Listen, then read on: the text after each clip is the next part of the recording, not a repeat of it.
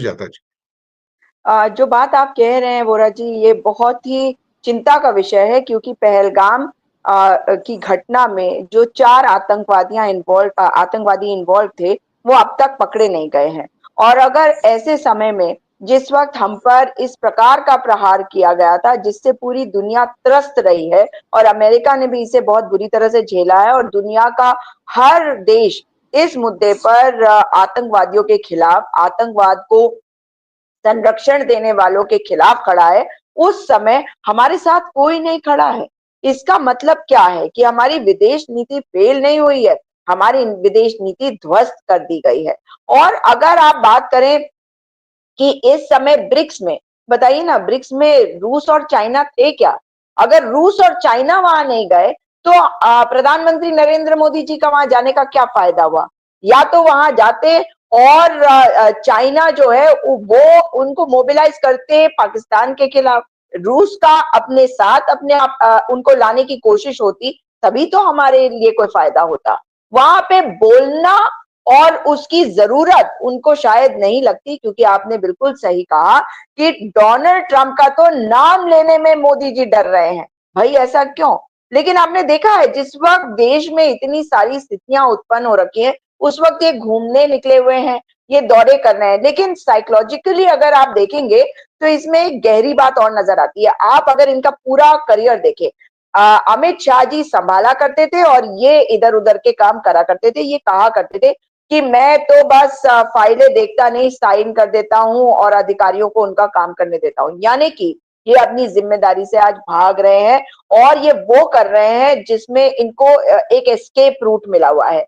यानी कि देश में जब इतने सारे मुद्दे हैं, जब विपक्ष अपनी आवाज उठा रहा है इतने सारे मुद्दों पर, तो क्योंकि इन्होंने केवल चुनावों के लिए काम करना है, इनका ध्यान उस पे रहता है। इन्होंने शायद एनएसए को और अमित शाह जी को ये कह दिया है कि आप तो ये देखो कि चीजों को ठीक करना है, मुझे सत्ता में दोबारा आना है, बिहार में चुनाव है उसको जीतना है, बाकी मैं घूम फिर के आता हूं, तुम लोग काम करो। ये है इनकी मानसिकता, इनकी सोच, इनकी साइकोलॉजिकल एस्पेक्ट जो है।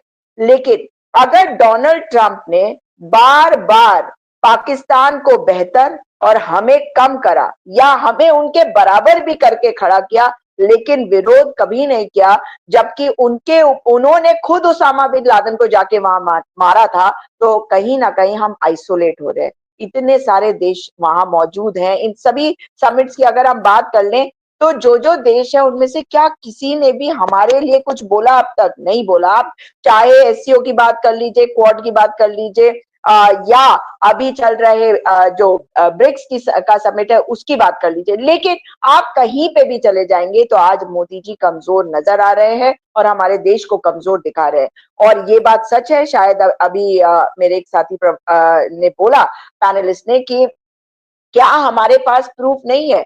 भाई अगर हमारे पास प्रूफ है तो आप प्रूफ दिखाकर पाकिस्तान के खिलाफ लोगों को मोबिलाइज करेंगे। लेकिन ट्रंप अगर बार बार ट्रेड की बात करके कहते हैं कि मैंने इस युद्ध को रुकवा दिया, तो हमारे प्रधानमंत्री आज भी इस बात को अपने मुंह से नहीं कह पाए हैं।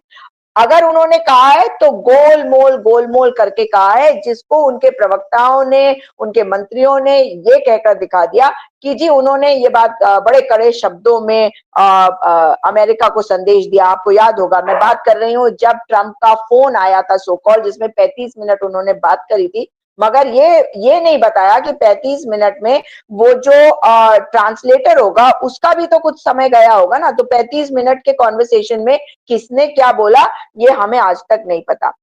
बहुत दुखदाई है, हमारे लोगों की हत्या हुई। ऑपरेशन सिंदूर, प्रधानमंत्री जी कह देते कि चल रहा है। आप बता दीजिए, अगर ऑपरेशन सिंदूर चल रहा है तो प्रधानमंत्री देश का देश के बाहर विदेशों में घूम रहा है, अपने लिए समर्थन नहीं जुटा रहा, तो इसका मतलब है कि कहीं ना कहीं बहुत घालमेल भी है।